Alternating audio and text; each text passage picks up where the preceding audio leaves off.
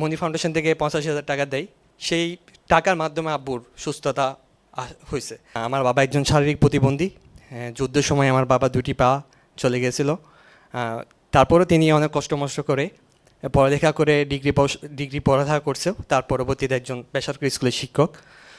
সম্প্রতি 2020 সালের 30শে মার্চ আমার বাবার পেটে একটি টিউমার অপারেশন হয়।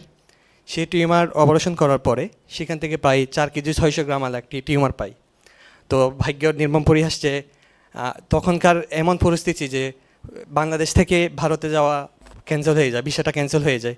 এর কারণ হচ্ছে করোনা এপিডেমিকের জন্য।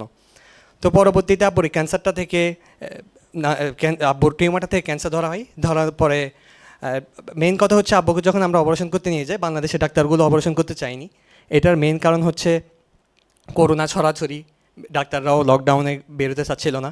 তো পরবর্তীতে আব্বু একজন ডাক্তারের কাছে কান্নাকাটি করার পরবর্তীতে আব্বুকে ডাক্তার অপারেশন করে। তো সেখান থেকে ক্যান্সার ধরার পরে প্রায় 7টা কেমো দেয়। 7টা কেমো দেওয়ার পরবর্তীতে সবাই তো জানে যে ক্যান্সার খরচটা অনেক ব্যয়বহুল।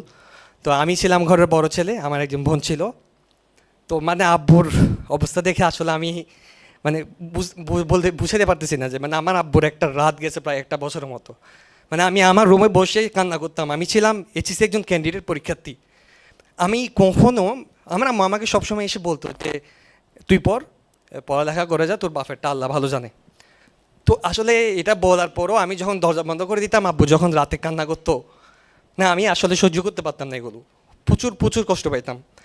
তো 7টা কেমো দেওয়ার পর আব্বু যখন একটু সুস্থ দিকে ফিরে আসছিল, তখন আব্বুর পায়ে আর একটা সমস্যা দেখা দেয়। সেটা হচ্ছে গ্যাংসি কি একটা রোগ বলে।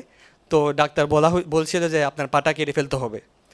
তো মানে আমি তখন ভার্সিটির জন্য প্রিপারেশন নিচ্ছি যে কীভাবে পড়ালেখা করব। আমি কোনোভাবেই আমার পড়ালেখায় মনোযোগ আনতে পারিনি। তো আমাদের এই কেমো দেওয়ার পরবর্তীতে অনেক বড় একটা অ্যামাউন্ট টাকা খরচ হয়েছিল। তো সেখানে একদিন শরীফ ভাইয়ের সাথে কথা বললাম, তানভীর ভাইয়ের সাথে কথা বললাম যে ভাইয়া আমার তো অনেক সিচুয়েশন খারাপ, কী করা যেতে পারে। যেহেতু আমি বড় ছেলে, আমার পক্ষে টিউশন করা ছাড়া বেশি কোনো কিছু করা সম্ভব হচ্ছিল না।